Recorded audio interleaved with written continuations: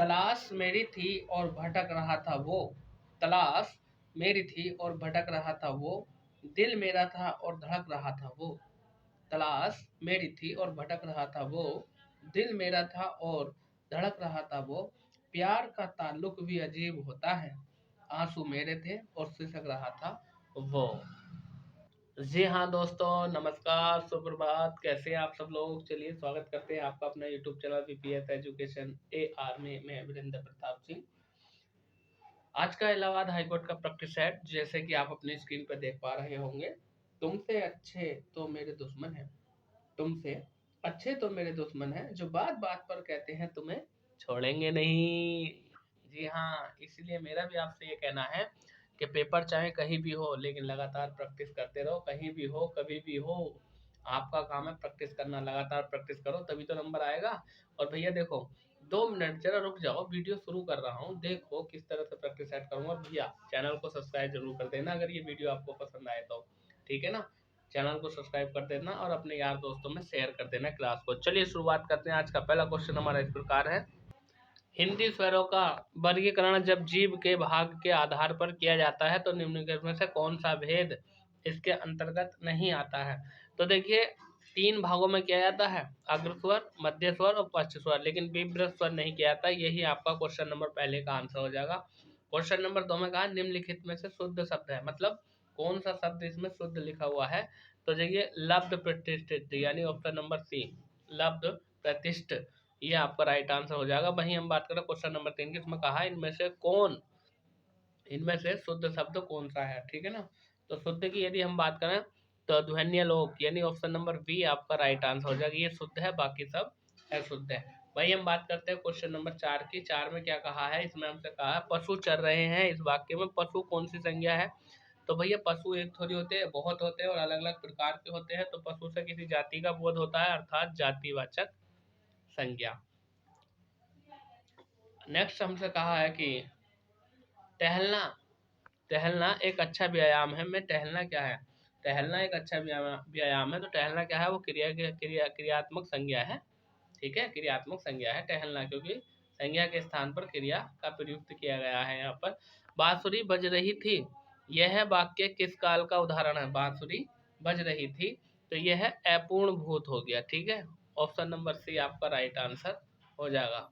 भाई हम बात करें नेक्स्ट क्वेश्चन, क्वेश्चन नंबर 7 की, दिए गए शब्द का उपसर्ग ज्ञात कीजिए। मतलब ये जो शब्द दिया है आपको, कौन सा? दुरासा, इसमें उपसर्ग कौन सा ये हमें बताना है। तो दुर प्लस आशा, ये नेक्स्ट इसका उपसर्ग हो जाएगा, ठीक है। वही हम बात करें क्वेश्चन नंबर 8 की, तो इसमें कहा है अमृत का विलोम है। मतलब ये जो अमृत शब्द है इसका विलोम कौन सा होगा? तो भैया अमृत का विलोम विष होगा। ये तो बिल्कुल हल्का दे रखा है। नीचे दिए गए शब्द युग्म में कौन सा त्रुटिपूर्ण है, मतलब कौन सा गलती से भरा हुआ है, ये हमें बताना है क्वेश्चन नंबर 9 में। तो देखिए, अनुग्रह, आग्रह, ये ही गलत है, ठीक है ना। यही आपका आंसर है। जड़ का चेतन बिल्कुल सही है, अनंत का शांत ये भी सही है, आकृष्ट का विकृष्ट ये भी ठीक है, ये गलत है, ऑप्शन नंबर ए। 10 में कहा है हमसे कि अर्थ के आधार पर शब्द कितने प्रकार के होते हैं? तो भैया अर्थ के आधार पर शब्द होते हैं आपके 4 प्रकार के, ठीक है। आगे बात कर रहे हैं क्वेश्चन नंबर 11 की। 11 में कहा है इनमें से कौन सा शब्द कमल का पर्यायवाची नहीं है? तो राजीव है, उत्पल है, नलिन है, रसाल नहीं है, ठीक है ना। रसाल तो आम का पर्यायवाची हो जाएगा। नेक्स्ट क्वेश्चन की बात कर रहे हैं, क्वेश्चन नंबर 12। इसमें क्या कहा है? इसमें क्या कहा? समानार्थी शब्द का चयन कीजिए, यानी ये जो संविदा है ना, संविदा का ठीक समान अर्थ रखने वाला कौन सा शब्द हो जाएगा? तो हो जाएगा आपका ऑप्शन नंबर सी, यानी ठेका। कहते हैं ना, ठेके पे है मतलब संविदा पे है, ठीक है। आगे बात करना क्वेश्चन नंबर 13 और 14 दोनों एक साथ ले लेते हैं भैया। उसमें क्या रखा है? दिए गए शब्द युग्म में सही शब्द युग्म ज्ञात कीजिए। मतलब इंद्रा का अर्थ क्या होगा और इंद्र का अर्थ क्या होगा, ना जैसे इंद्रा से इंद्र हो गया, वैसे ही हमें पता लगाना है। तो क्वेश्चन नंबर 13 की यदि हम बात करें तो इंद्राणी और सुरपति, ठीक है ना। इंद्रा का इंद्राणी और इंद्र का सुरपति, ठीक है, ये हो जाएगा option number B. Question number 14 में कहा किस वाक्य के लिए प्रयुक्त शब्द सार्थक है, ठीक है ना। यानी कहने का मतलब ये है, क्वेश्चन नंबर 14 की अगर हम बात करें तो कह रिया है जो बिना वेतन काम करता हो अवैतनिक, ठीक है, यानी 1 वर्ड दिया है, ये ही आपका राइट आंसर यहाँ पर हो जाएगा। चलिए नेक्स्ट क्वेश्चन की तरफ चलते हैं। क्वेश्चन नंबर 15 इसमें कहा है कि जो अपने स्थान या स्थिति से अलग न किया जा सके उसको क्या कहेंगे? तो उसके कहेंगे अच्युत। ऑप्शन नंबर ए आपका राइट आंसर हो जाएगा। स्वर्गारोहण का संधि विच्छेद कौन सा होगा? तो स्वर्गारोहण अर्थात स्वर्ग को रोहण करने वाला, कहने का मतलब यह स्वर्ग प्लस आरोहण। Option number D. नेतृत्व में संधि विच्छेद होगा, कौन सा होगा भैया? तो ये हो जाएगा क्वेश्चन नंबर 17 की अगर हम बात करें तो न प्लस एता, तो option number A right answer हो जाएगा। भाई हम बात करें क्वेश्चन नंबर 18 की, तो 18 में क्या कहा है? अनुरूप में कौन सा समास होगा? तो भैया अनुरूप यानी रूप के अनुरूप। क्वेश्चन नंबर 18 की यदि हम बात करें तो अव्ययीभाव समास हो जाएगा। वैसे भी अनु उपसर्ग लगा हुआ है। निम्नलिखित में से कौन सा सामासिक युग्म सही है? ठीक है, तो देखिए यहाँ पर कर्महीन जो है ना, इसमें तत्पुरुष समास होगा, ये ठीक है, बाकी सब गलत दे रखे हैं। क्वेश्चन नंबर 20 की यदि हम बात करें तो 20 में क्या कहा है? 20 में कहा है सहृदय की अवधारणा किस संप्रदाय से संबंध है? तो सहृदय की अवधारणा किस संप्रदाय से संबंधित है या संबंध है, ये हमें बताना। तो भैया सहृदय का मतलब ये रस से संबंधित है, रस में सहृदय की बात होती है। क्वेश्चन नंबर 21 की यदि हम बात करें तो 21 में कहा है रघुकुल रीत सदा चली आई, प्राण जाए पर वचन न जाए, प्रस्तुत पंक्ति में कौन सा अलंकार प्रयुक्त हुआ है? ठीक है, तो देखिए यहाँ पर अनुप्रास अलंकार है, क्योंकि रे रे रे की आवृत्ति हो रही है, यानी श्रुत्यानुप्रास अलंकार हो जाएगा, अन्य अत्या श्रुत्यानुप्रास। ऑप्शन नंबर ए आपका राइट आंसर हो जाएगा। वर्णों की आवृत्ति हो रही है, आगे दो वर्णों की आवृत्ति जब होती है ना। क्वेश्चन नंबर 22 की यदि हम बात करें तो 22 में क्या कह रखा? खुदा गंजे को न खून न दे, कहावत का अर्थ क्या है? इसका मतलब कह दिया खुदा गंजे को न खून न दे, यानी अच्छे आदमी का धन और अधिकार पाना ठीक नहीं होता है, यानी धन में आकर सब आदमी और अधिकार में आकर सब आदमी बेकार हो जाते हैं, इसलिए खुदा गंजे को न खून न दे। क्वेश्चन नंबर नेक्स्ट यदि हम बात करें तो इसमें हमसे कहा है कि भैया 23 और 25 इस सबको पढ़ना है, पढ़ने के बाद इसके उत्तर देने हैं, है ना। तो देखो भाई पढ़ना शुरू करो इसे, ठीक है, पढ़ो। पढ़ लिया? पढ़ने के बाद 3 क्वेश्चन है, पढ़ो, इसका स्क्रीनशॉट लो और देखो उत्तर दो भैया। 23वां क्वेश्चन ये रखा। 23वें क्वेश्चन का आंसर आपको बताना है पढ़ने के बाद। 24 और 25 भी देख लो, हिंदी का गद्यांश पढ़ कर आपको आंसर लगाने थे, इसमें कोई बड़ी बात है नहीं, ठीक है ना। विज्ञान ने हमें कौन सी अनमोल निधि दी है? तो भैया जीवन के प्रति तार्किक पद्धति। ऑप्शन नंबर बी आपका राइट आंसर हो जाएगा। जब आप पद्यांश को पढ़ते तो आपको पता लग जाता, ठीक है ना। अंधविश्वास और जड़ता का कुआसा किसके कारण छट रहा है? तो ये तार्किक और व्यवचार की दृष्टि से। अब हम बात करेंगे अंग्रेजी की, ठीक है, इंग्लिश के पोर्शन हमारा शुरू हो चुका है। क्वेश्चन नंबर 26 जो कि अंग्रेजी का पहला क्वेश्चन है, 26 की यदि हम बात करें तो इसमें कहा है identified the segment in the sentence which contain the grammatical error, मतलब कौन से पार्ट में एरर है ये हमें बताना है। यदि हम बात करें क्वेश्चन नंबर 26 की, तो इसमें कहा each of the those players has been warned not to repeat the silly mistake. देखो कहने का मतलब ये है, यदि हम बात करें इसमें यदि है ईच ऑफ, तो ईच ऑफ के साथ जो है बीन का प्रयोग गलत दिया है, तो हैव बीन के स्थान पर क्या आएगा? हैव बीन के स्थान पर हैज बीन आना चाहिए था, है ना। या फिर ईच ऑफ के साथ ये जो डियर प्लेयर, यानी ये सब्जेक्ट जो है एक वचन होता, ठीक है। तो कहने का मतलब है ए पार्ट में आपकी जो है मिस्टेक है, ठीक है, ए पार्ट में मिस्टेक है आपके। क्वेश्चन नंबर 26 की हम बात करें, प्लूरल वर्ब जो दिया है ना यहाँ पर हैव बीन, तो हैव बीन के स्थान पर हैज बीन होता, और या फिर इसको ईच ऑफ की यदि हम बात करें तो इसके बाद स्ट्रक्चर देखो, ईच ऑफ आ जा, आइदर ऑफ आ जा, नाइदर ऑफ आ जा, तो इसके साथ प्लूरल वर्ब आती है। प्लूरल प्लूरल तो नाउन आता है और सिंगुलर वर्ब आती है, ये होता है, ठीक है। आगे हम बात कर रहे हैं क्वेश्चन नंबर 27 की। 27 में क्या कहा है जरा देख लीजिए। 27 में क्या रखा है कि select the most appropriate option to fill in the blank, ठीक है। कहने का मतलब ये है क्वेश्चन नंबर 27 की यदि हम बात करें तो इसमें क्या रखा है his cloth were way over top for a sombre occasion. तो देखो ओकेशन इसमें क्या करना है, क्वेश्चन नंबर 27 में यदि हम बात करें तो इसमें डेफिनेट आर्टिकल द का प्रयोग किया जाएगा भैया, ठीक है ना। और ये है आपका option number A right answer हो जाएगा क्वेश्चन का, क्योंकि ओवर द टॉप इसकी यदि हम बात करें तो यहाँ पर जो है आपका, हाँ, और विकल्प तो यहाँ पर नहीं आएंगे। कुल मिलाकर के ये है करेक्ट सेंटेंस आपका, ये बनेगा his cloth were way over the, है ना, यही बनेगा, ठीक है। तो ता का प्रयोग किया जाएगा। क्वेश्चन नंबर 28 की यदि हम बात करें तो 28 में क्या क्या रखा है जरा सुन लीजिए। 28 में हमसे कहा है कि select the correct indirect from the given sentence, यानी डायरेक्ट इनडायरेक्ट की बात कर रहा है। क्वेश्चन नंबर यदि हम बात करें तो हमसे पूछा है 28वें में, देखो ध्यान दो क्या करेंगे, 28 में क्या होगा। 28 में क्या रखा है, ये mother said to Megha leave for your office now, यानी माता ने मेघा से कहा कि अपना ऑफिस जो है छोड़ दो अभी। तो इसका जो राइट आंसर हो जाएगा यानी ऑप्शन नंबर ये हो जाएगा सी, ठीक है। नाव को काय में बदल देते हैं, देन में। आगे बात कर रहे हैं क्वेश्चन नंबर 29 की। 29 में क्या कहा है, 29 में क्या रखा है हमसे, select the option that expensive to the given sentence in the active और पैसिव वॉइस, ठीक है। यानी एक्टिव पैसिव वॉइस की बात कर रहा है। क्वेश्चन नंबर 29 की यदि मैं बात करूं तो ये कहा है celebrate the new year with amazing effort, ठीक है। क्वेश्चन नंबर 29 का राइट आंसर हो जाएगा आपका ऑप्शन नंबर सी, ठीक है ना। Let's new year be celebrated with amazing effort. आगे बात कर रहे हैं क्वेश्चन नंबर 30। 30 में क्या कहा है, 30 में हमसे पूछा है कि select the most appropriate meaning of the given idiom, यानी ये जो इडियम दिया है ना इसका मीनिंग हमसे पूछा है क्वेश्चन नंबर 30 में, ठीक है ना। क्या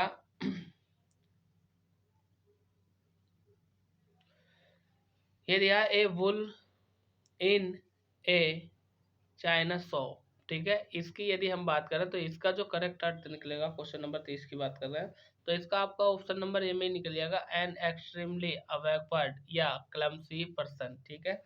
क्लमसी माने क्या होता है, भद्दा होता है, क्या भद्दा होता है, ठीक है। अनुपयुक्त या भद्दा, ठीक है, इसका भद्दा अर्थ होता है। आगे हम बात कर रहे हैं क्वेश्चन नंबर 31 की। 31 में क्या कहा जरा इसको भी देख लीजिए।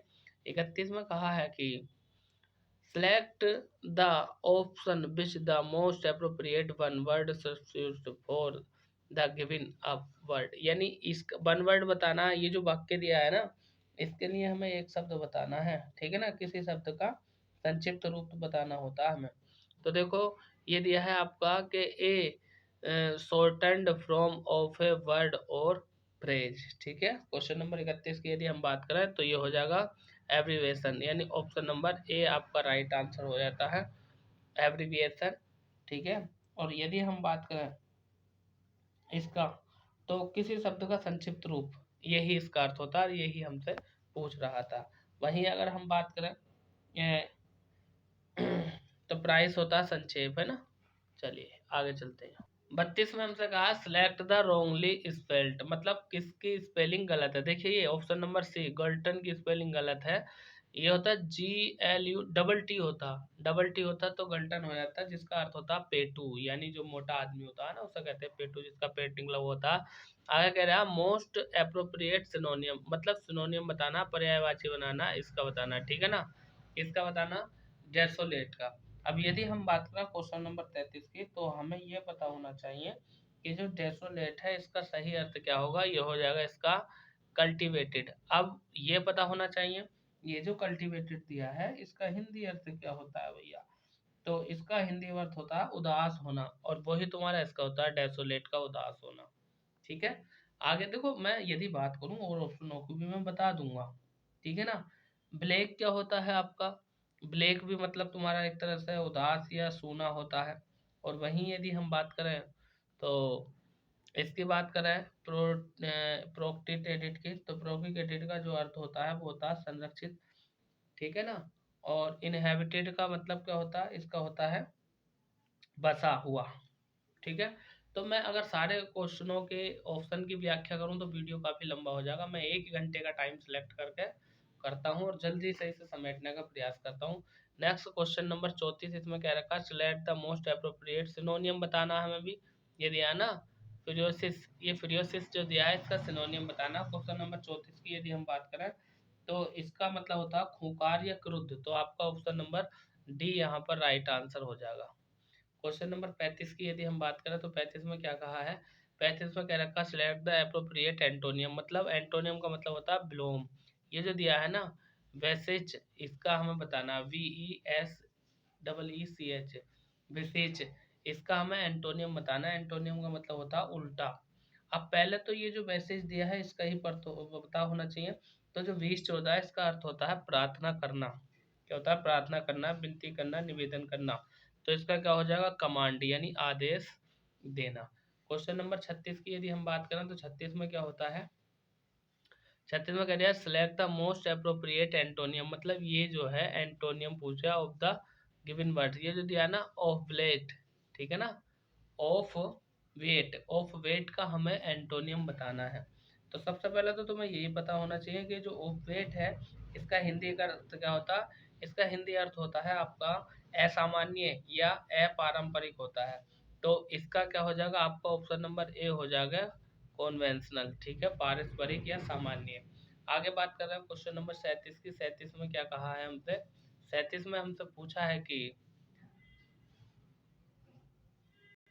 फिल इन द ब्लैंक, यानी खाली जगह भरनी है, आगे पढ़ने की जरूरत नहीं है। ही ऑफिस लेट दैट डे, देखिए दैट डे की यदि हम बात करें तो दैट डे से पता चल रहा है कि दैट डे यानी बात पास्ट में पहुंच रही है। और पास्ट की यदि हम बात करें तो पास्ट इंडेफिनिट में, और पास्ट इंडेफिनिट में जो प्रयोग होता है वो आपका सेकंड फॉर्म का होता है। तो ऑप्शन नंबर ए रीच्ड हो जाएगा, यानी पहुंचना है। ये माने वह, रीच्ड माने पहुंचा, ऑफिस लेट दैट डे, ठीक है, पिछले दिन वो ऑफिस लेट पहुंचा। क्वेश्चन नंबर 38 की यदि हम बात करें तो इसमें कहा है fill in the blank with the most appropriate word, यानी क्वेश्चन नंबर 38 में हमें जो बताना है, देखियो एक्स आर सोल्ड यानी बेचे गए, द डजन दर्जन के हिसाब से, तो डजन बाई के द्वारा। क्वेश्चन नंबर 39 की अगर हम बात करें तो 39 में हमसे क्या रखा है, select the most appropriate option to fill in the blank, यानी कौन सा यहाँ पर प्रयुक्त किया जाएगा। क्वेश्चन नंबर 39 की यदि हम बात करें तो इसमें कहा है कि this is the reason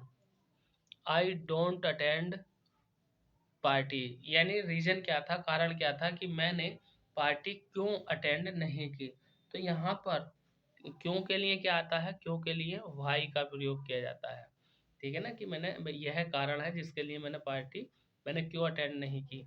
question number 40 की यदि हम बात करें तो 40 में भी फिल इन द ब्लैंक है, ज़्यादा पढ़ने की जरूरत नहीं है। क्यों, क्योंकि लिख रहा when I solved the sum I was very happy, यानी मैंने ये प्रश्न सोल्व किया तो मैं बहुत खुश हुआ। तो सोल्व मैंने किया तो मेरे के साथ क्या आएगी, माई सेल्फ आएगी, ऑप्शन नंबर ए, यानी आई के साथ मेरे की स्पेलिंग माई सेल्फ। आगे हम बात कर रहे हैं नेक्स्ट क्वेश्चन नंबर 41 की। देखो 41 में क्या रखा है, क्या क्या रखा है, 41 में कहा है कि ये एक्सक्लेमेटरी चिन्ह दिया है, वाट ए फ्रेंटिंग एक्सपेंसिव इट वाज, ठीक है। तो देखो यहाँ यदि हम बात करें तो ओह का प्रयोग होगा, ऑप्शन नंबर डी का प्रयोग होगा क्वेश्चन नंबर 41 की यदि मैं बात करूँ, क्योंकि इसमें जो है ना आपका ओह प्रयुक्त होगा, और शेष विकल्प में तो किसी में हुर्रे ब्रेवो ये नहीं होगा, ठीक है ना। हाँ चलिए आगे हम बात करना क्वेश्चन नंबर 42 की। 42 में क्या कहा है, 42 में हमसे कहा है कि choose the sentence this is the correct with respect to punctuation and citizenship, ठीक है। तो हमें जो बताना है वो ये बताना है choose the sentence that is correct, यानी करेक्ट वाक्य में बताना है। क्वेश्चन नंबर 42 की यदि मैं बात करूं तो इसका जो राइट आंसर हो जाएगा वो आपका ऑप्शन नंबर बी हो जाएगा, सी वाज, ठीक है ना, ऑप्शन नंबर बी आपका विल बी राइट आंसर। आगे हम बात कर रहे हैं क्वेश्चन नंबर 43 की। 43 में क्या कहा है, 43 में हमसे क्या रखा है कि ध्यान दीजिए, complete the phrasal verb in the following sentence, यानी फ्रेजल वर्ब को हमें कंप्लीट करना है। क्वेश्चन नंबर 43 की हम बात कर रहे हैं, ठीक है ना, 43 की। तो इसमें जो फ्रेजल वर्ब दे रखी है, यानी कहा है you may try hard the hide the truth but one day the truth, ठीक है ना, द ट्रूथ, और the truth will come out, option number C आपका राइट आंसर यहाँ पर हो जाएगा 43 की हम बात करें तो। 44 में हमसे पूछ रखा है point out of the figure speech. देखो फिगर ऑफ स्पीच पूछिए हमसे, तो देखो कैसे बताएंगे फिगर ऑफ स्पीच। ये क्या है, and having nothing he health all. इसमें कौन सी फिगर ऑफ स्पीच होगी, तो इसमें ऑक्समैरोन फिगर ऑफ स्पीच होगी, ठीक है, मोरॉन। आगे हम बात करें क्वेश्चन नंबर 45, इसमें क्या क्या रखा है 45 में। 45 में हमसे कहा है कि select the segment in the sentence which contain grammatical error, मतलब एरर बतानी है कौन से पार्ट में एरर है। क्वेश्चन नंबर 45 की यदि हम बात करें तो देखो 45 में क्या कहा, जरा ध्यान से सुनो। तो देखो भैया ये कहा है कि दिस फर्नीचर्स है, देखो ये ही गलती मिल गई यहीं, ये फर्नीचर में एस नहीं लगेगा, तो गलती आपकी कहाँ पर है, यहीं पकड़ ली ना क्वेश्चन नंबर 45 में, तो option number A he right answer हो जाएगा। यानी फर्नीचर्स के स्थान पर फर्नीचर का प्रयोग होगा, इसमें एस का प्रयोग गलत दिया है। क्वेश्चन नंबर 46 की यदि हम बात करें तो 46 में कह रखा हमसे कि the following sentence has been spelled into four statement, identify the segment that the continuous a grammatical error. मतलब कुल मिलाकर के नीचे जो वाक्य दिया है उस वाक्य में हमें ग्रामर की दृष्टि से क्या गलती है वो बताना है, यही हमसे पूछा है क्वेश्चन नंबर 46 में। तो देखो भैया कैसे करेंगे, कहने का मतलब ये है क्वेश्चन नंबर 46 की यदि मैं बात करूं तो यदि आपका want you place come to help me along this have box, देखो हैवी बॉक्स ये जो दिया है ना आपका, क्या दिया है कि अलोंग दिस हैवी बॉक्स, इसके स्थान पर जो है ना फॉर दिस आएगा, फॉर दिस हैवी बॉक्स। तो आपका जो 46 में हो जाएगा वो आपका ऑप्शन नंबर डी में एरर हो जाएगी। आगे बात कर रहे हैं क्वेश्चन नंबर 47 की, तो 47 में क्या कहा है, यानी इसमें भी हमें एरर बतानी है कौन से पार्ट में गलती है। क्वेश्चन नंबर 47 की यदि मैं बात करूं तो इसका राइट आंसर क्या होगा, देखिए। तो इसमें क्या कह दिया, you must be carefully about that you से एज यू मीट हर। तो देखिए ये जो एज दिया है ना, एज के स्थान पर जो एज दिया है ना, एज यू मीट, तो यहाँ पर जो प्रयुक्त तो होना चाहिए, मतलब कॉन्टेंट से you must have be about that you से एज यू मीट हर। तो यहाँ पर जो गलती दी है इसी पार्ट में दी है एज यू में, यहाँ पर वैन होना चाहिए था भाव के अनुसार, ठीक है, वैन का प्रयोग होता। 48 की अगर हम बात करें तो 48 में कहा आइडेंटिफाई। देखो इसमें भी ग्रामेटिकल एरर पूछ दिया है, कौन से पार्ट में एरर है ये हमें बताना। क्वेश्चन नंबर 48 की यदि मैं बात करूँ तो इसका जो राइट आंसर होगा क्या होगा, देखो पहले सुन लो। The the venue for the wedding have not yet been finalist, ठीक है ना, फाइनलाइज्ड। देखो 48 की अगर हम बात करें तो सब्जेक्ट द वेन्यू है, सिंगुलर है, ठीक है ना, सिंगुलर फॉर्म का है, ये जो दिया है ना द वेन्यू, सिंगुलर वर्ब में फिर सिंगुलर सब्जेक्ट है, तो इसके साथ जो सिंगुलर वर्ब प्रयोग होगी, यानी जो हैव दिया है ना, हैव के स्थान पर हैज का प्रयोग होगा, ये जो दिया तो ये गलत है। तो 48 का जो आंसर हो जाएगा वो हो जाएगा आपका ऑप्शन नंबर बी, यानी यहाँ पर है जाता। आगे हम बात कर रहे हैं 49 में क्या क्या रखा, इसमें मतलब वेस्ट एक्सप्रेसिव बताना, कुल मिलाकर के सिनोनियम बताना, जो अर्थ इसका है वो ही अर्थ इसका निकलेगा। क्वेश्चन नंबर 49 की यदि हम बात करें तो ये जो दिया है ना प्रोसी यानी प्रोस्क्राइब, इसका क्या अर्थ होता है, प्रोस्क्राइब का अर्थ होता है आपका रोक देना, और वैसे ही ऐसा कौन सा है, ये होगा बैन करना, मतलब रोक देना। वहीं हम बात करें क्वेश्चन नंबर 50 की, तो 50 में क्या कहा है, जो कि अंग्रेजी का लास्ट क्वेश्चन है, नहीं लास्ट होगा क्या, सही है। इसमें कह दिया हमसे कि select the most appropriate one word, ठीक है, गिवन ग्रुप ऑफ वर्ड्स। देखो क्वेश्चन नंबर 50 में क्या कहा है, ये कहा है इरेजिबल इम्प्लूज द टू स्टूल, यानी स्टील माने होता है चुराना, यानी चोरी करने की बीमारी क्या कहलाती है, यानी चोरी करने की बीमारी, तो ये भैया होती है आपकी क्लैप्टोपेनिया, ठीक है, क्लैप्टोमेनिया, क्लैप्टोमेनिया जो होती है वो चोरी करने की बीमारी होती है। अब हम बात करते हैं क्वेश्चन अगला है जीके का हमारा, क्वेश्चन नंबर 51। इसमें क्या कहा है कि निम्नलिखित में से किस जगह पर बुद्ध को ज्ञान प्राप्त हुआ था। तो महात्मा गौतम बुद्ध को जो ज्ञान प्राप्त हुआ था वो हुआ था बोध गया में, और बोध गया कहाँ पड़ता है? बिहार में पड़ता है। ठीक है, 29 वर्ष की अवस्था की यदि हम बात करें तो ये घर छोड़ करके चले गए थे, है ना। आगे बात कर रहे हैं क्वेश्चन नंबर 52 की। 52 में कहा है कि निम्नलिखित में से किसने विजयनगर साम्राज्य की स्थापना 1936 में की थी? तो हरिहर और बुक्का दो भाई थे, इन्होंने जो है ना विजयनगर साम्राज्य की स्थापना करी थी। तो 52 का डी हो जाएगा। वही हम बात करें क्वेश्चन नंबर 53 की। तो 53 में क्या कहा है? 53 में कह रखा है हमसे कि निम्नलिखित में से स्वतंत्र भारत का पहला उप प्रधानमंत्री कौन था? तो स्वतंत्र भारत का पहला उप प्रधानमंत्री, ऑप्शन देख लेते हैं इधर, उनका नाम था भैया वल्लभ भाई पटेल। ऑप्शन नंबर डी आपका राइट आंसर हो जाएगा। नेक्स्ट क्वेश्चन नंबर 54 में हमसे क्या कहा है कि निम्नलिखित में से किसे आंदोलन का नेतृत्व महात्मा गांधी ने नहीं किया? यानी कौन से आंदोलन का नेतृत्व महात्मा गांधी ने नहीं किया था? क्वेश्चन नंबर 54 में हमें ये बताना। तो अवध के किसानों द्वारा आंदोलन, देखो पहले ही आंसर मिल गया, ये नहीं किया था, बाकी सबका आंदोलन जो है महात्मा गांधी ने किया था, नेतृत्व मतलब। क्वेश्चन नंबर 55 की यदि हम बात करें तो 55 में हमसे पूछा है कि निम्नलिखित में से कौन ऐसी क्रांतिकारी थी जिसने भारत से बाहर रहकर कार्य किया?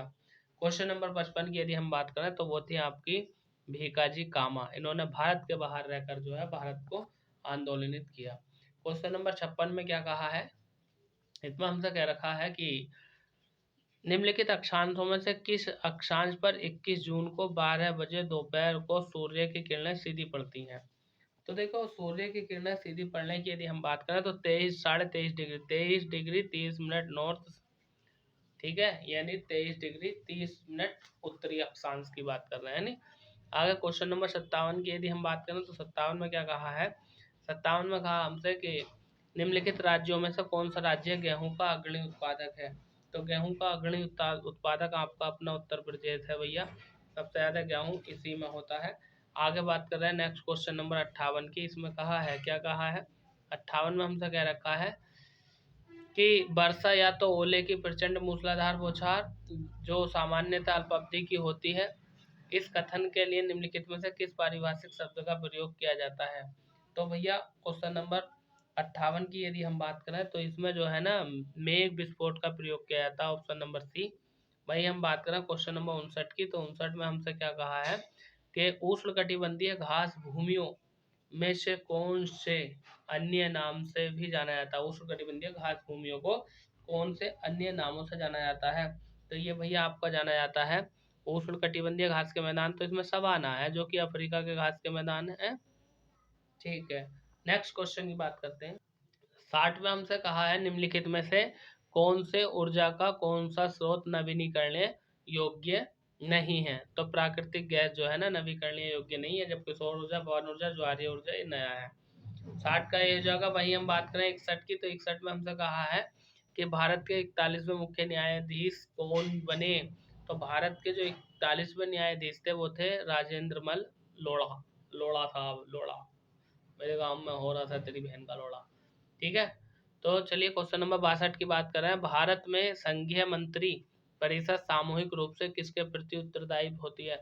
तो भारत में जो संघीय मंत्री परिषद होती है वो किसके उत्तरदायी होती है? वो होती है लोकसभा के प्रति उत्तरदायित्व होती है। ठीक है, आगे बात कर रहे हैं क्वेश्चन नंबर 63 की। इसमें कहा भारत के संविधान के अनुसार निम्नलिखित में से कौन सा एक मौलिक कर्तव्य नहीं है? तो देखो भाई मौलिक के कर्तव्य कौन सा नहीं है भारतीय संविधान के अनुसार? क्वेश्चन नंबर यदि हम बात करें 63 की, तो प्रेस की स्वतंत्रता रक्षा ये है, सार्वजनिक संपत्ति की रक्षा ये ही नहीं है आपका। ठीक है ना, यही हमारा मौलिक कर्तव्य नहीं है। क्वेश्चन नंबर 64 में क्या कहा है? इसमें कह रखा है नीचे दी गई धातुओं में कौन सी सर्वोत्तम चालक है? कौन सी धातु सर्वोत्तम चालक है? क्वेश्चन नंबर 64 की यदि हम बात करें तो सिल्वर ये सर्वोत्तम चालक धातु है। आगे हम बात कर रहे हैं क्वेश्चन नंबर 65 की। 65 में ये कहा है CH4 में कार्बन की संयोजकता क्या है? तो CH4 में कार्बन की संयोजकता की यदि हम बात करें तो वो होती है 4, क्योंकि दे भी रखा है ना।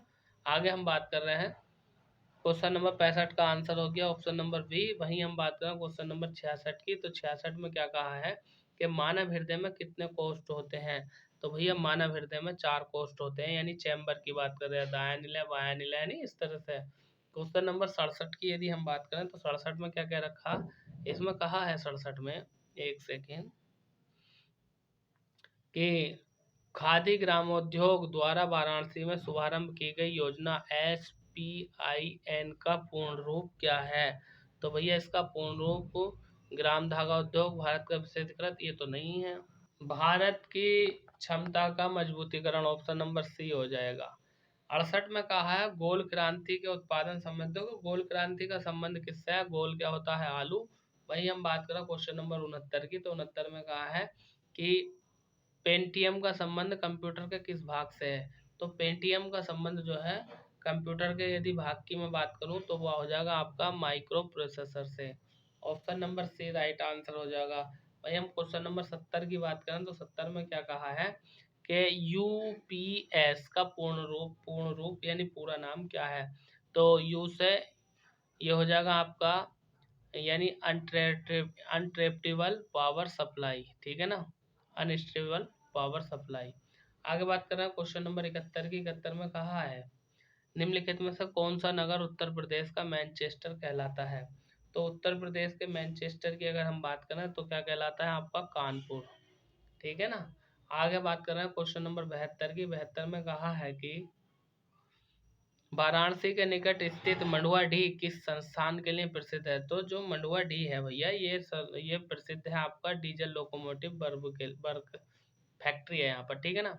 आगे बात कर रहे हैं क्वेश्चन नंबर 73 की। 73 में हमसे पूछा है हाल ही में नीले रंग की नीले रंग की चींटियों की नई प्रजाति की खोज कहाँ पर की गई है?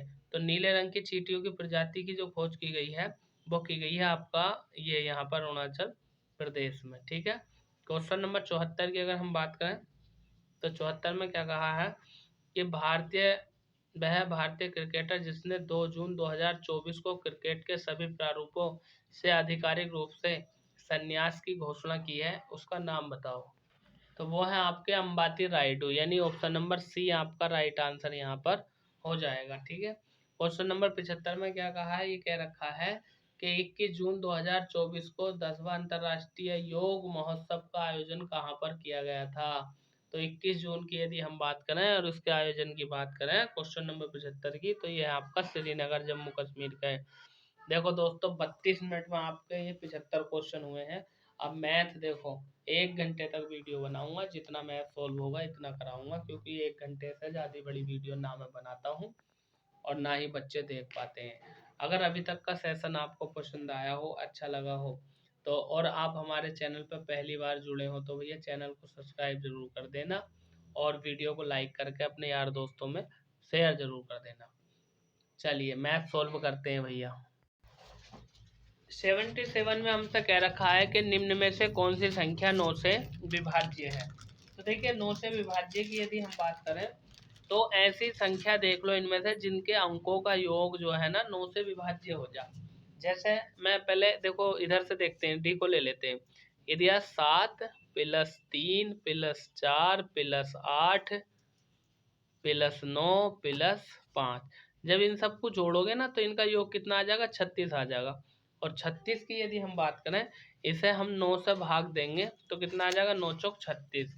यानी कहने का मतलब ये है ये 9 से पूरी पूरी कट गई, यही है मतलब। आपको ये देखना था कि कौन सी संख्या के अंकों का योग 9 से विभाज्य हो जाएगा, वही आपका राइट आंसर हो जाएगा।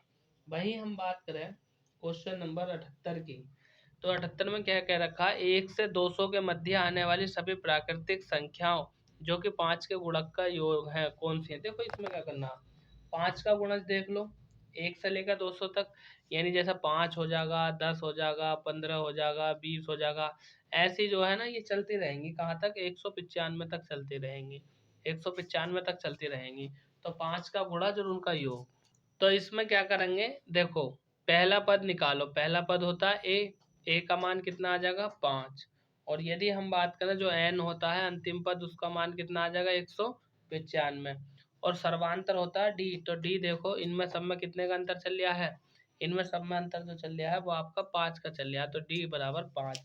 अब हमारे पास एक सूत्र होता है, क्या होता है? हमारे पास सूत्र होता है कि a plus n minus 1 into d. A का मान 5 प्लस एन का मान कितना है? 195 माइनस 1, और डी का मान कितना है? इसका मान भी 5 है। जब इसे हल करोगे तो n का मान कितना आ जाएगा, 39 आ जाएगा। और भैया उसके बाद हमसे पूछ लिया है क्या कि इनके पदों का योग। तो देखो कैसे करेंगे, इसमें जो करना है अब तुम्हें ये करना है, अगला फार्मूला लगाना पड़ेगा यहाँ पर एक और, क्या कि n बटे 2 और a प्लस l। अब n का मान कितना आया निकल गया आपका, 39 आया। 39 बटे 2, इसका मान 5 है और l होता है अंतिम संख्या यानी 195। अब ये हो गया 39 बटे 2, 195 5 गुणा कितना हो जाएगा 200। अब इसे 200 काट देंगे कितनी बार, 100 बार, ठीक है ना। कितनी बार कटेगा, 200 काट देंगे 200 को,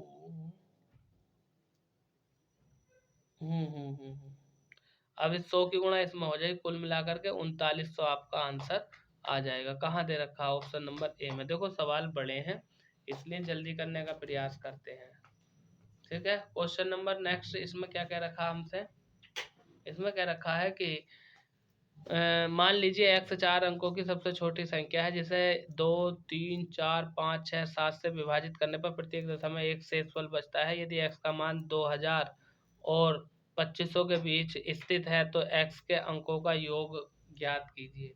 देखो कैसे करेंगे हम, क्वेश्चन नंबर 79 की बात कर रहे हैं। ये जो संख्याएं दी हैं आपकी 2 3 4 5 6 7, इनका लैसे निकाल लो, इनका लैसे। तो भैया इनका लैसे निकल कर कितना आएगा, 420 इनका लैसे निकल कर आएगा।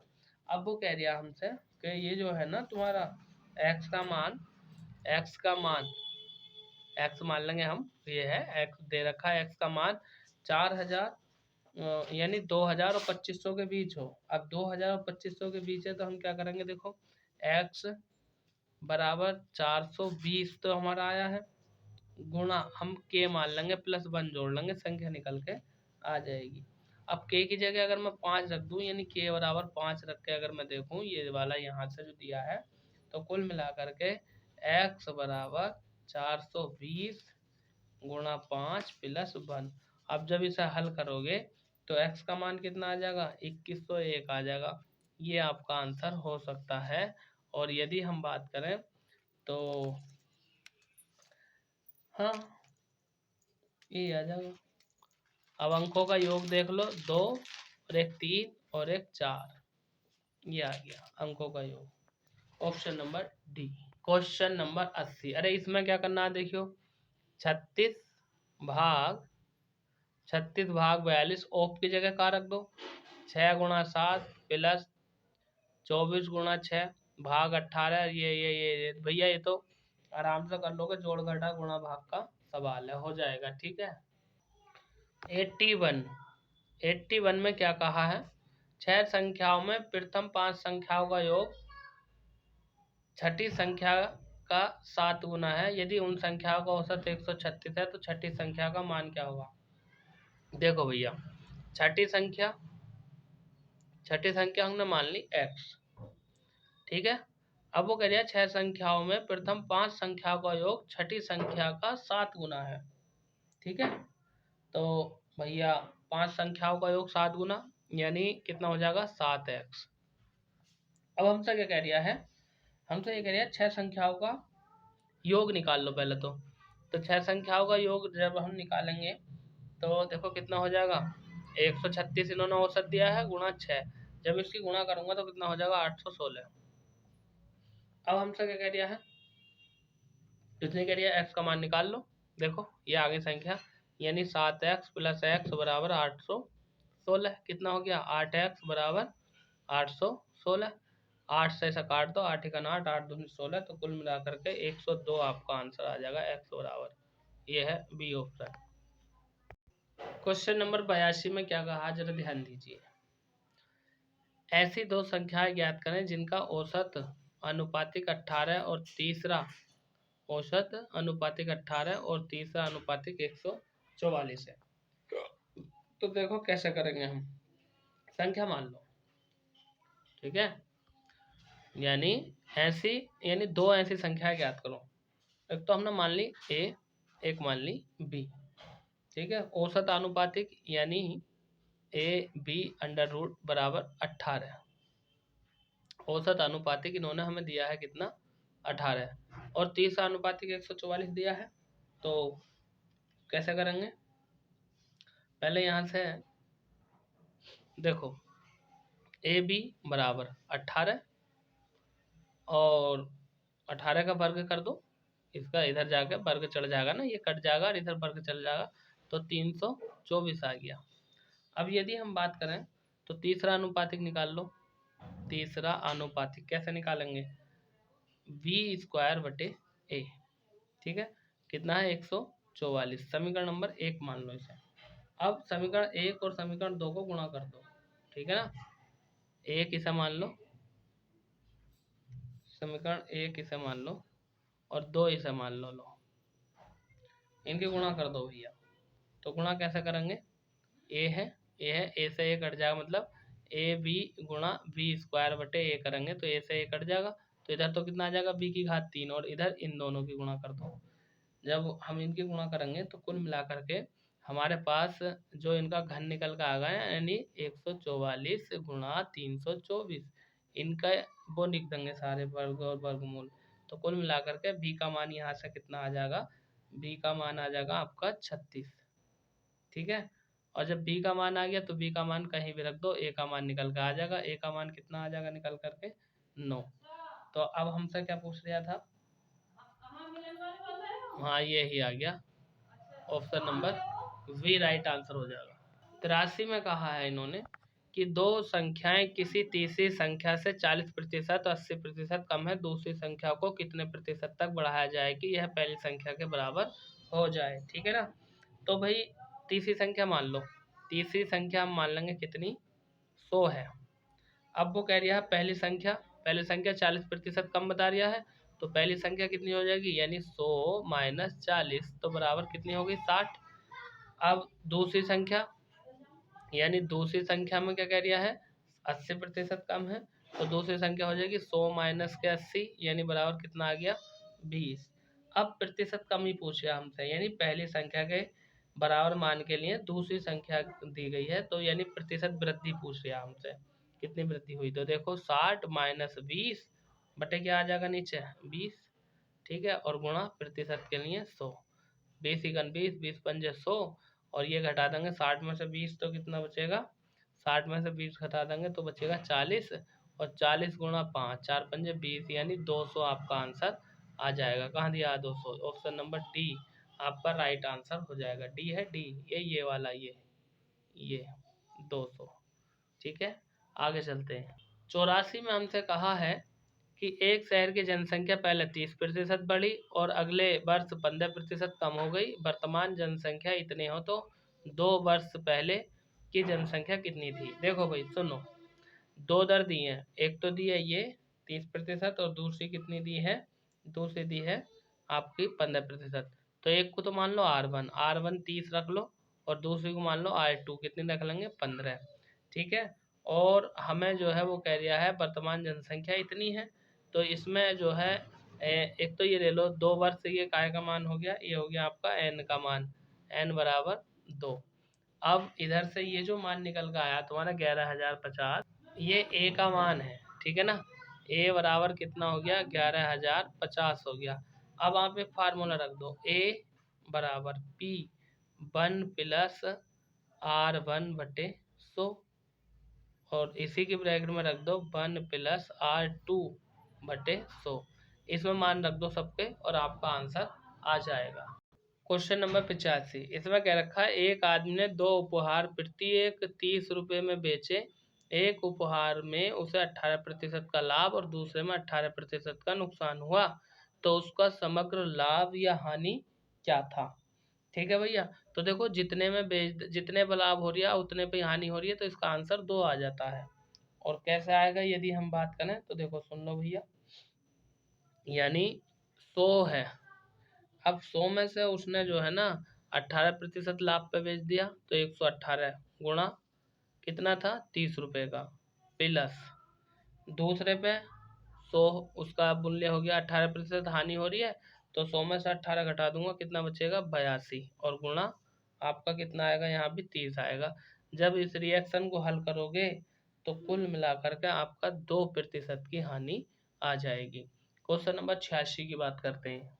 इसमें कहा है सुधा ने रेनू को एक वस्तु 20% हानि पर और 576 में बेची। रेनू ने उसका परिवहन 224 राशि खर्च की और इसे रघु ने ऐसी कीमत पर बेचा जिससे सुधा को 24% का लाभ प्राप्त हुआ। रेनू के लिए लाभ का प्रतिशत क्या होगा?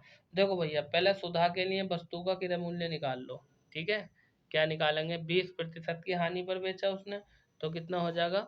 100/20 घटा दो, कितना बचेगा? 80, और गुणा कितना दे रखा है? 576। जब आप इसे हल करोगे तो 720 आ जाएगा।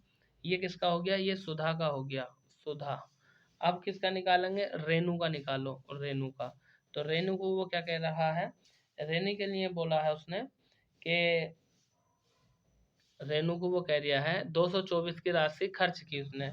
तो रेनू की यदि हम बात करें तो 224 तो वो खर्च कर दिया है, और ये निकल कर कितना आया? 576 किसका? सुधा का। जब इसे जोड़ोगे तुम्हारा तो आ जाएगा पूरा 800। अब किसका निकालेंगे? रघु का निकाल लो, रघु का निकाल लो। रघु के लिए वो क्या बोल दिया है कि जो आया है आपका ये 720, यानी देखो इसमें बेची परिवहन राशि खर्च की। रघु ने ऐसी कीमत पर बेचा कि सुधा को 24% का लाभ प्राप्त हुआ। ठीक है, तो कितने पे बेची थी उन्हें? यानी 720 गुणा 124, क्योंकि 24 का लाभ हो रहा है, बटे 100। एक जीरो से एक जीरो काट दो। जब इस सब की कैलकुलेशन आप करोगे तो इसका सही है। अब देखो क्या करना है तुम्हें। चलो कैलकुलेशन मत करो, ऐसे रहने दो। हमें करना ये है, इधर कुल मिला के 72 आ जाएगा।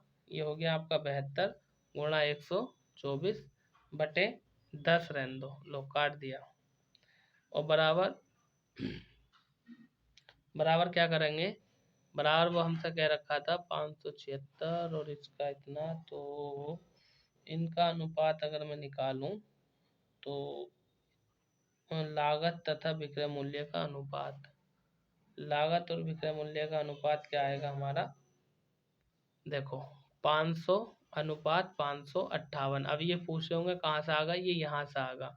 ठीक है, तो कुल मिलाकर के हमारा जो आंसर हो जाएगा ये हो जाएगा 58/500 और गुणा 100। और जब इसे हल करेंगे तो 11.6% आपका आंसर आ जाएगा, ऑप्शन नंबर बी। ठीक है, आगे चलते हैं। 87 में क्या कहा है कि 3600 रुपये की धनराशि को दो भागों ए और बी में इस प्रकार विभाजित किया गया है कि 15% वार्षिक वृद्धि पर वार्षिक दर पर ए और बी का क्रमशः 2 वर्ष और 4 वर्ष बाद साधारण ब्याज बराबर बनता है। ए से प्राप्त कुल ब्याज रुपए में ज्ञात करो। तो देखो भैया, इसमें क्या करना है? साधारण वर्ष का सूत्र लगा दो, यानी साधारण ब्याज निकाल लो। तो हो जाएगा साधारण ब्याज बराबर कितना आ जाएगा? ये होता है तुम्हारा मूलधन गुणा दर गुणा समय और सबके बटे 100। ठीक है ना, ये आ जाएगा तुम्हारा, और इसी से आप कर दोगे तो आपका आंसर भी आ जाएगा। नेक्स्ट क्वेश्चन की तरफ चलते हैं। 88 में कहा है वार्षिक 10% के चक्रवृद्धि ब्याज की दर से 3 वर्षों बाद मिलने वाला मिश्रधन 10,648 रुपये था। मूलधन रुपए में क्या था? देखो भैया, इसमें क्या करना है तुम्हें? कुछ नहीं करना, एक फार्मूला लगा दो।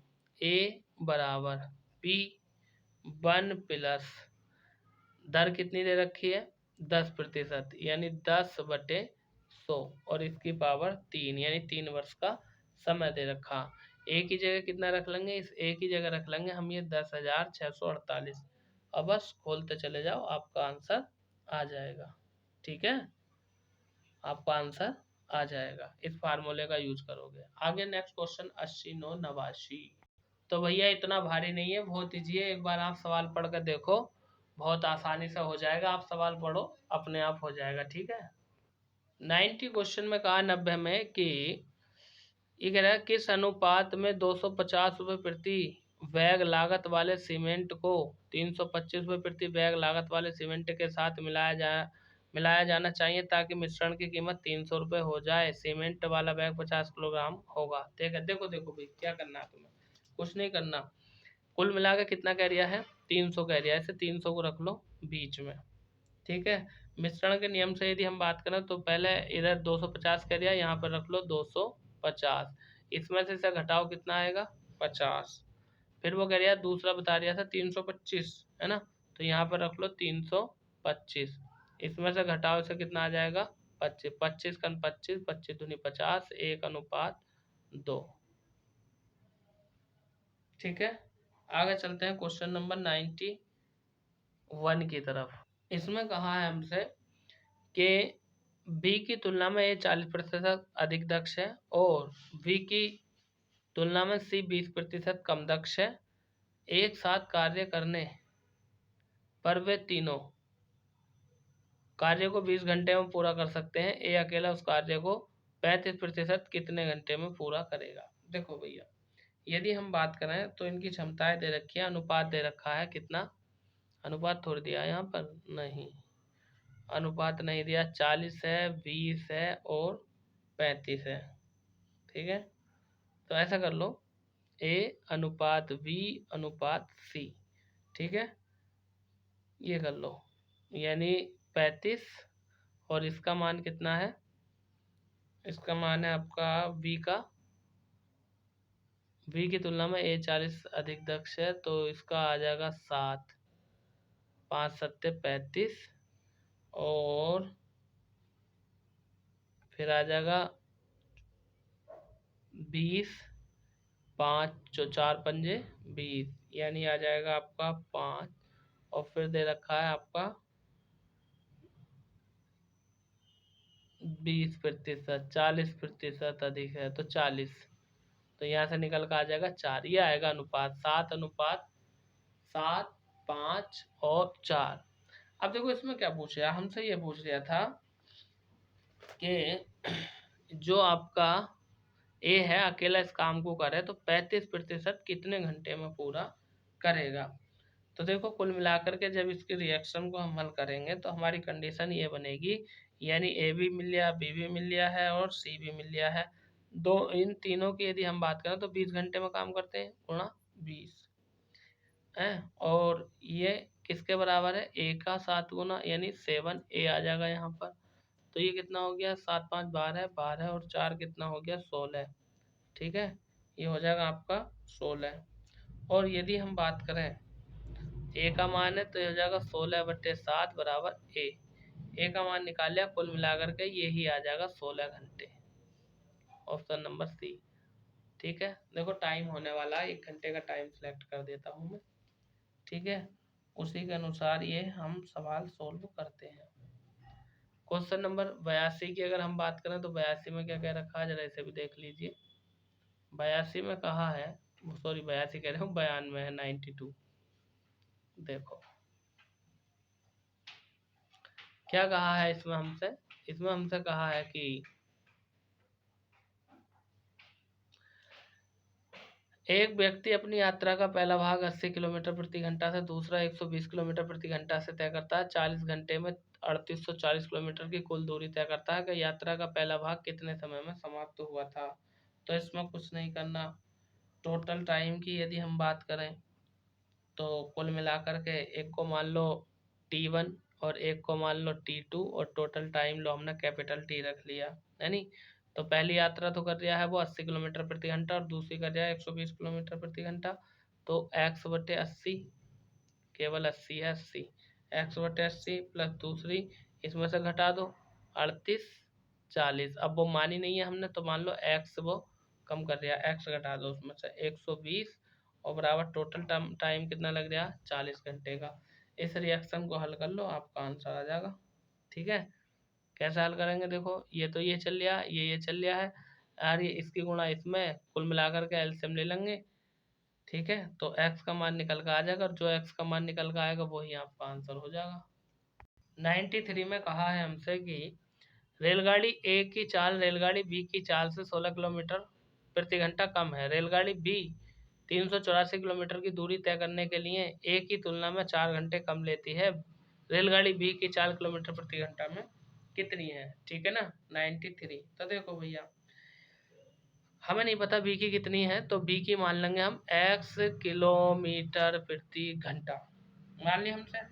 अब इसकी बी की चाल अगर हम ए में से घटा देंगे, ठीक है, मतलब बी की चाल हम टोटल में से घटा देंगे तो ए की चाल हमें मिल जाएगी। यानी ए की चाल, ए की चाल की यदि मैं बात करूं तो कह रहा है ए की चाल बी की चाल से 16 मीटर कम है, तो हम कितना कर देंगे x माइनस 16, ये कम कर देंगे। आगे हमसे वो कह दिया है क्या कि कितनी चाल लेती, देखो चाल के लिए सूत्र होता है, देखो टोटल दूरी बटे समय, टोटल दूरी कितनी दे रखी है 384, यानी 384 बटे नीचे क्या आएगा बी का ए का मान, यानी x माइनस के 16, ठीक है, माइनस इसमें से कितना 384 ए चलेगी, लेकिन ए की यदि हम बात करें तो हमने कितनी मानी x, टोटल घंटा कितना लग रहा है 4 घंटे। लो जी इस समीकरण को हल कर लो, इनका एलसीएम ये लेकर इसे हल कर लोगे आपका आंसर आ जाएगा, ठीक है। कम से कम सवाल तो जमा दो, वीडियो समाप्त होने वाला है, ठीक है। 94 में क्या क्या रखा, एक नाव की गति धारा के अनुकूल तथा धारा के प्रतिकूल 16 किलोमीटर प्रति घंटा तथा 12 किलोमीटर प्रति घंटा शांत जल में नाव की चाल बताओ। तो देखो इसमें कुछ नहीं करना, शांत जल में नाव की चाल पूछ रहा है हमसे, ठीक है। इसमें हम जो करते हैं वो इतना करते हैं, यानी एक आर्या है एक जारिया, एक्स वाई बटे 2 कर दो, आपका आंसर आ जाएगा। एक्स का मान 16, इसका 12 और बटे 2, यानी 16 और 12, यानी 16 प्लस 12 बटे 2। इन दोनों को जब जोड़ोगे तो जोड़ के कितना आ जाएगा, ये हो जाएगा 14, यानी 14 बटे 2, यानी 28 हो जाएगा, 28, 2 और 6 8 और 1 और 1 2, 28 आ जाएगा, 28 बटे 2, तो कुल मिलाकर के 14 आंसर आपका आ जाएगा, ठीक है। दोस्तों यदि आप हमारे चैनल पर पहली बार जुड़ रहे हैं तो I request for you please please, समझदार को सारा काफ़ी है, आप चैनल को सब्सक्राइब कर दो, नहीं भी करोगे ना तो कोई फ़र्क नहीं पड़ेगा भैया, आप पढ़ो अपना काम करो बस, लेकिन अगर कर दोगे तो बड़ी अच्छी बात है, आपका एहसान हो जाएगा मुझ पर। वहीं हम बात करते हैं क्वेश्चन नंबर 95 की। 95 में हमसे कहा पिता और माँ की उम्र का अनुपात 11:10 था, जब उसके बेटे का जन्म हुआ तो पिता और माँ की उम्र का अनुपात 19:18 होगा, जब पुत्र की आयु अपने वर्तमान आयु के दोगुनी हो जाएगी, पिता और माँ की वर्तमान आयु का अनुपात क्या होगा। देखो भैया हम मान लेंगे, क्या मान लेंगे कि पुत्र की आयु नहीं दी है हमें, पुत्र की आयु हम 22 मान लेंगे, ठीक है। और वो कह रहा है कि जब पुत्र की आयु अपने पिता की आयु से दुगनी हो जाएगी, जब पुत्र की आयु अपने पिता की आयु से दुगनी हो जाएगी, अरे पुत्र की थोड़ी होगी, गलत दे दिया इसमें, पिता की आयु होगी पुत्र से दुगनी, ऐसा हो सकता था। चलो देखते हैं, हमने पुत्र की मान लो कितनी 22, यानी पुत्र मान लिया हमने 22 का। अब हमें क्या कह रखा है वो, यानी अनुपात कितना दिया 11 और 10 दिया है, तो लिख लेंगे 11/10, इसका भी एक्स मान लो इसका भी एक्स मान लो, और पुत्र की जोड़ दो, यानी 2/, प्लस 2/, अनुपात कितना हो रहा था, अनुपात हो रहा 19:18, तो ये हो जाएगा 19/18। देखो भाई ए इसकी गुणा इसमें, इसकी गुणा इसमें, इन दोनों की गुणा कर करके हम एक्स वाई का मान निकाल लेंगे, ठीक है। तो एक्स वाई का मान जब निकालेंगे तो एक्स बटे वाई और बराबर ये आ जाएगा 1/4, तो एक्स का मान 1 और वाई का मान कितना आ जाएगा 4।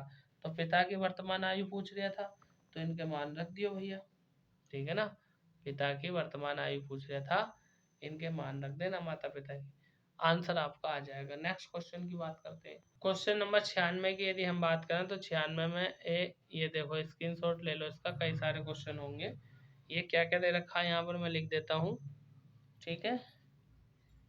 ये है आपका 76, ये है 60 और ये है 72 और ये है 68 और ये है 34, ठीक है। तो जो क्वेश्चन आपका 96 था उसके आधार पे आपका 96, 7 और 98, मतलब ये दो क्वेश्चन यानी 96, 97, 98, हाँ 96, 97 दोनों उसके आधार पर थे जो अभी मैंने आपको पाई चार्ट दिखाया। और यदि हम बात करें तो 98, 99, 100 सारे क्वेश्चन मैथ के ही हैं, क्योंकि अब वीडियो का टाइम हो गया समाप्त, 1 घंटे का टाइम सेलेक्ट कर देता हूँ मैं, इनको कर लेना। मेरा नाम वीरेंद्र प्रताप सिंह, मैं आपके यूपी से ही हूँ। दोस्तों यदि ये वीडियो आपको पसंद आया हो और आप चाहते हैं इस तरह से और भी प्रैक्टिस सेट डालें, तो आप चैनल को सब्सक्राइब कीजिए, वीडियो को लाइक कीजिए, लाइक कमेंट शेयर, और जितने भी आपके सोशल मीडिया की साइट हैं आपके फ़ोन में, व्हाट्सअप, फेसबुक, इंस्टाग्राम, सभी पर इसको डाल दीजिएगा। तो नेक्स्ट प्रैक्टिस सेट में फिर आपसे मुलाकात होती है, तब तक के लिए शानदार, ज़बरदस्त, जिंदाबाद, धन्यवाद।